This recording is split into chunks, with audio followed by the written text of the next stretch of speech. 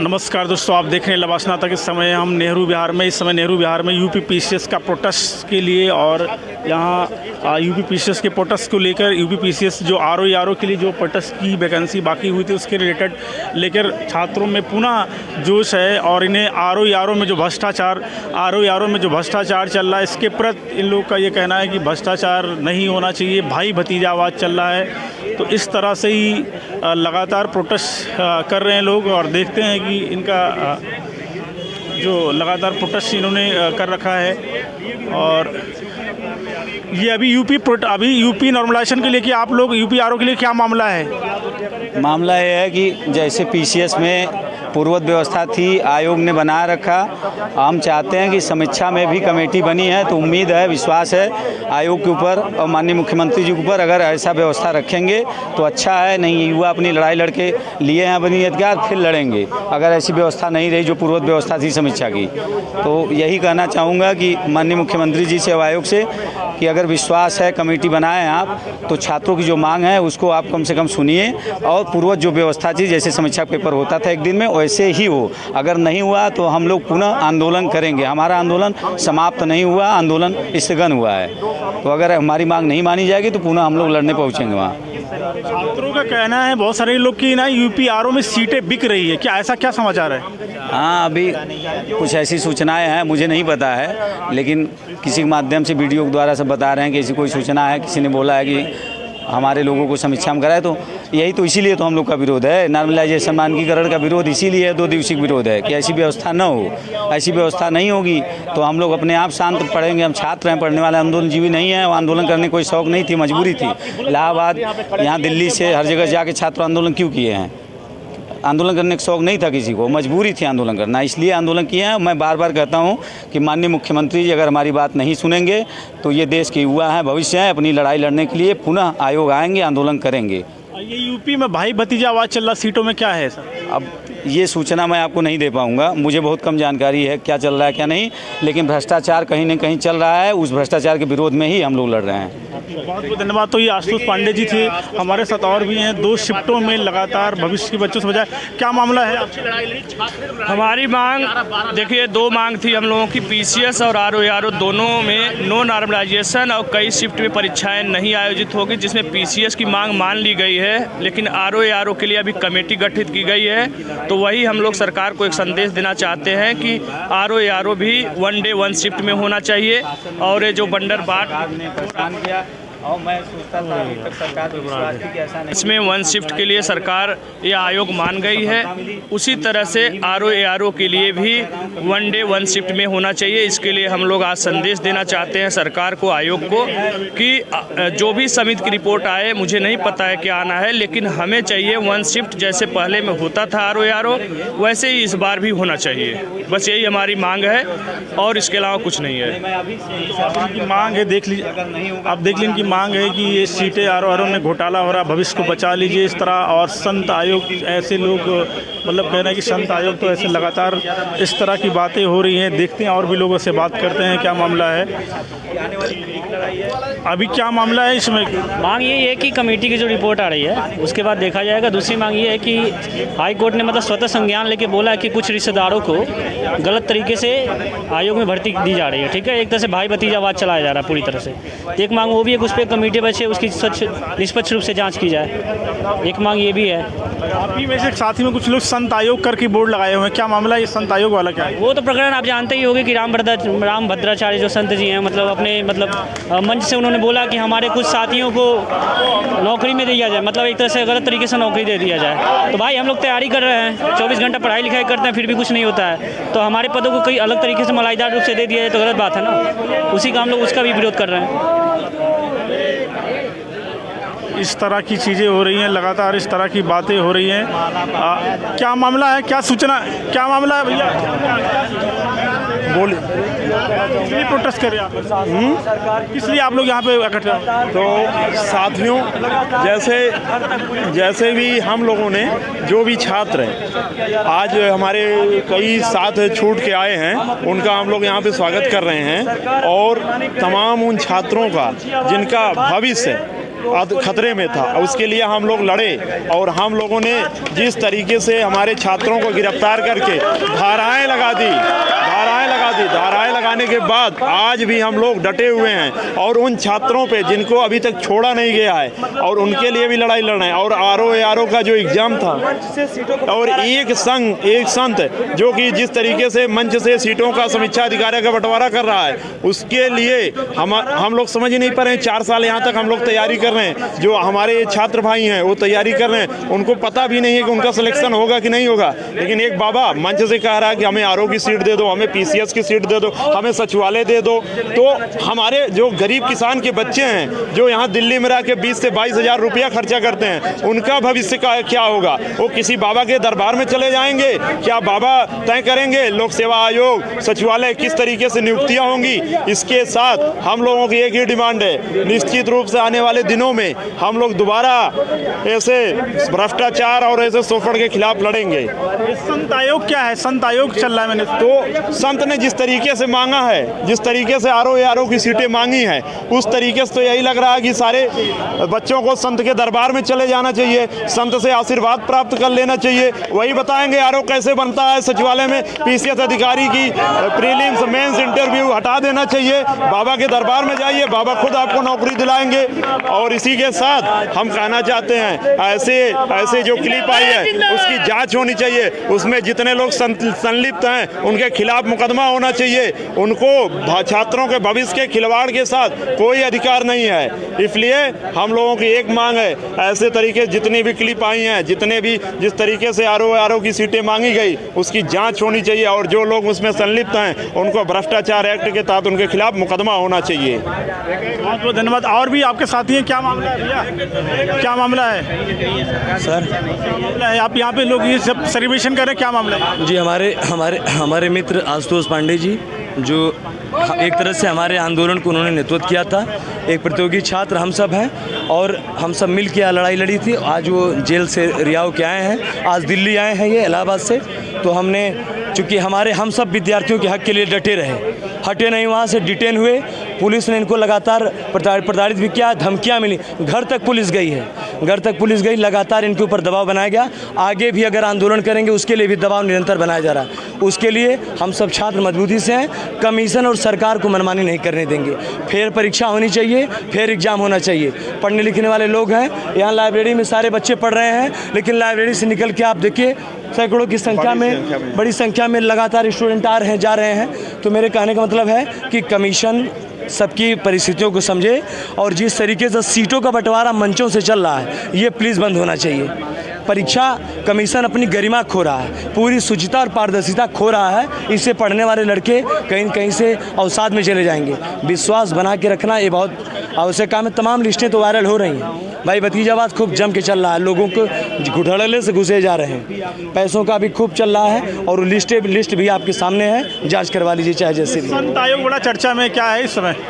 संत आयोग, वही मैं कह रहा हूँ कि साधु संत तमाम विलासिता से दूर रहने वाले लोग होते हैं, उन्हें क्या मतलब है। लेकिन कोई अपने शिष्य के लिए मांग ले रहा है एक पद, कोई किसी के लिए एक पद मांग ले रहा है। तो यहाँ जो लोग पढ़ रहे हैं वो कौन है? एक गंवार गलबा चल रहा है यहाँ पे, एक गंवार गलबा करने वाले लोग आए हैं कि पढ़ने लोग आए हैं। तो इन्हें कौन देगा? इन्हें कमीशन कहाँ से देगा जब सारा सीटें मंचों से बढ़ जाएंगी? तो ज़्यादा मैं कुछ नहीं कहूँगा, इसलिए मैं कहूँगा कि अपनी पारदर्शिता और शुचिता कमीशन बरकरार रखे। जय हिंद, जय भारत। लोक सेवा आयोग एक संवैधानिक संस्था है और संवैधानिक संस्था होने के साथ उसकी शुचिता होती है। संविधान में उसके लिए प्रावधान है, उसके अध्यक्ष कैसे नियुक्त होंगे, सदस्य कैसे नियुक्त होंगे।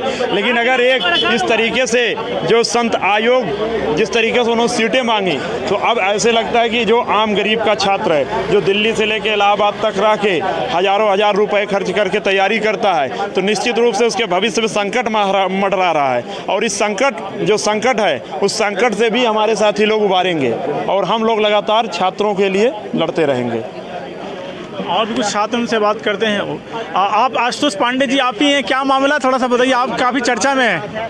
आशुतोष पांडे जी। और मामला यही था कि हम लोगों ने अपने अधिकार के लिए लड़ा और हमारी अधिकार नहीं मांगी जा रही थी। हम लोग 4-5 दिन से आंदोलन किए और उसमें हम लोगों के साथ जो अन्याय हुआ, लगातार प्रशासन डिटेन कर घुमा रही थी, अपराधी बना रही थी।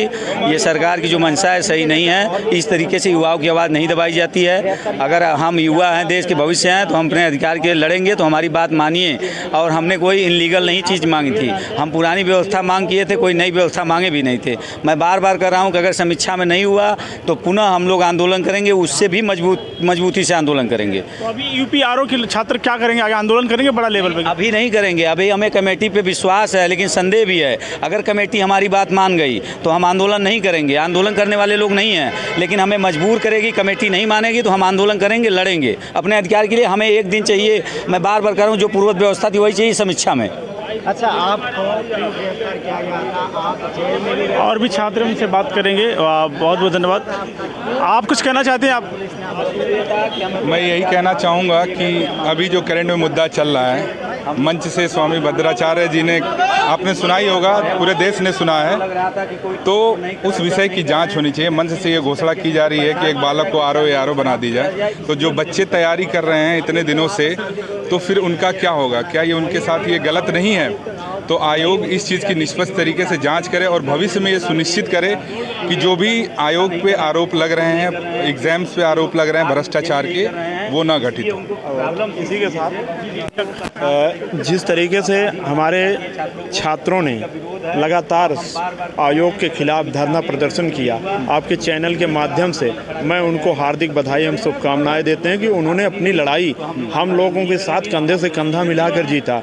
और जिस तरीके से एक मंच से बाबा जी ने आरओ के लिए सीटें मांग ली, क्या हमारे गरीब किसान परिवार के जो बच्चे आते हैं पढ़ने, उनके भविष्य के संकट में नहीं हो रहा, भविष्य अंधेरे में नहीं जा रहा है? वो सोचेगा कि हम 4 साल तक दिल्ली में रह के या इलाहाबाद या मुखर्जी नगर में रह के हम क्यों तैयारी कर रहे हैं? हम भी चलते किसी बाबा के दरबार में। तो निश्चित रूप से अगर इस तरीके से उन्होंने हमारे विधानसभा अध्यक्ष से जिस तरीके से सीटें मांगी हैं, उसकी निष्पक्ष जांच होनी चाहिए। अभी आपने देखा होगा आरओ का एक एग्ज़ाम होता है लखनऊ में, सचिवालय में। लखनऊ सचिवालय में जिस तरीके से भाई भतीजावाद चला, जो लिस्टें बाहर आई, पूरी लिस्ट आई है, और उस लिस्ट में कोई आम गरीब परिवार का छात्र नहीं है जो कि गांव से नहीं आते हैं। सब किसी नेता मंत्री या किसी ना किसी का बड़ा भाई भतीजा है। तो निश्चित रूप से उसकी भी जांच होनी चाहिए, निष्पक्ष जांच होनी चाहिए। और उस जांच के माध्यम से हम लोगों को एक मानदंड तय किया जाए कि लोक सेवा आयोग आरओ जितनी भी एग्जाम होते हैं, सबकी एक संवैधानिक संस्था के तहत सुचितापूर्ण संवैधानिक न्याय हो लोगों के साथ। क्योंकि बच्चों का भविष्य पूरी ज़िंदगी बीत जाती तैयारी करने में, तब जाके यहाँ पे हम लोग संघर्ष करते हैं और तब प्रीलिम्स मेंस इंटरव्यू क्वालिफाई करके अधिकारी बनते हैं। लेकिन ये बहुत ही दुर्भाग्यपूर्ण बात है कि मंच से जिस तरीके से सीटें मानी गई, हम छात्रों की तरफ से इसकी घोर निंदा करते हैं। और सर, एक और इम्पोर्टेंट बात है कि हमारे बगल में बिहार राज्य है। बिहार राज्य का जो कैलेंडर निकल रहा है, चाहे वो शिक्षा विभाग की भर्तियां हो या सिविल सेवा से संबंधित हो, वो ऑन द टाइम भर्ती भी निकलती है और पेपर भी हो रहा है और किसी तरह का ब्लेम भी नहीं लग रहा है। उत्तर प्रदेश में देश में मेरे ख्याल से सबसे ज़्यादा युवा हैं, तो यहाँ पे जो भी भर्तियां हैं वो टाइम से निकले। ये नहीं कि हमें एग्ज़ाम के लिए प्रदर्शन करना पड़ रहा है, डेट के लिए प्रदर्शन करना पड़ रहा है, शिफ्ट के लिए प्रदर्शन करना पड़ रहा है। ये ऐसी घटनाएं ना घटित हो। अगर आयोग बनाए तो आयोग का काम क्या है कि अगर साल भर में आप 2-3 परीक्षाएं नहीं करा पा रहे हैं तो फिर आयोग बेकार है, कोई मतलब ही नहीं है। आप हवाला देते हैं अलग अलग चीज़ों का, आप सारी चीज़ें प्रदेश में आयोजित करा ले रहे हैं, केवल आपसे एग्ज़ाम नहीं हो रहा है, और एग्ज़ाम भी हो रहा है तो पेपर आउट हो जा रहा है। तो इसके लिए आप व्यवस्था करें। आपके पास मशीनरी है, पैसा है, संसाधन है, सब कुछ है, आप बहानेबाजी नहीं बना सकते, है ना।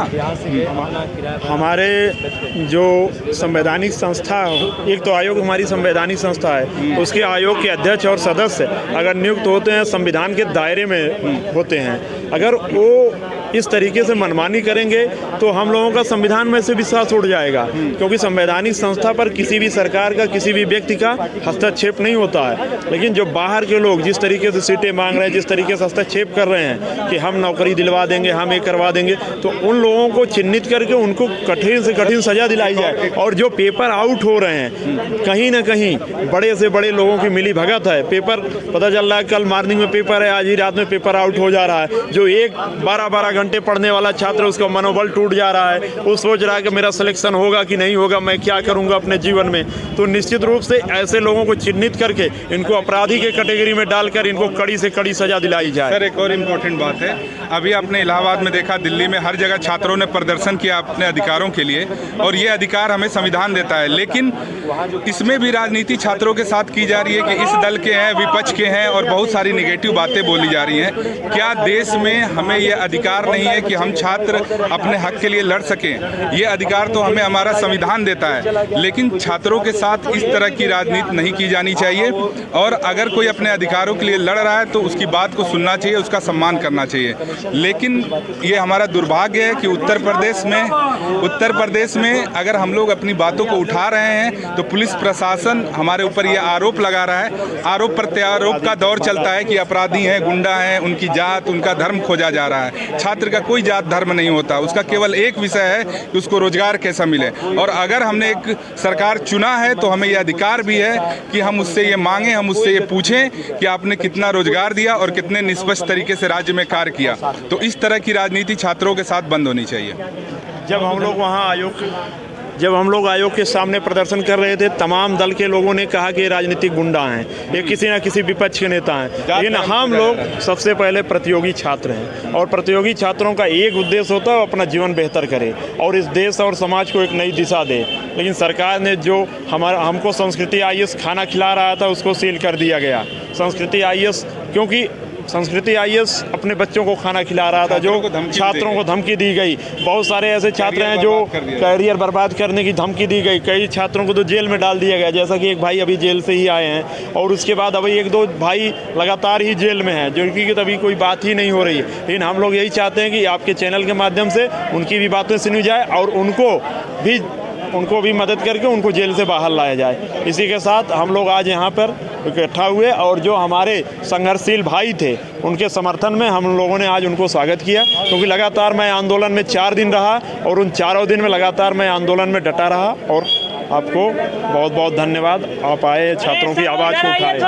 तो अभी लगातार इस तरह आरो के लिए भी छात्र अभी मांग उठा रहे हैं कि यहाँ प्रोटेस्ट हो रहा है। इसके साथ लवासा तक आप देखते रहिए। आपको बहुत बहुत धन्यवाद।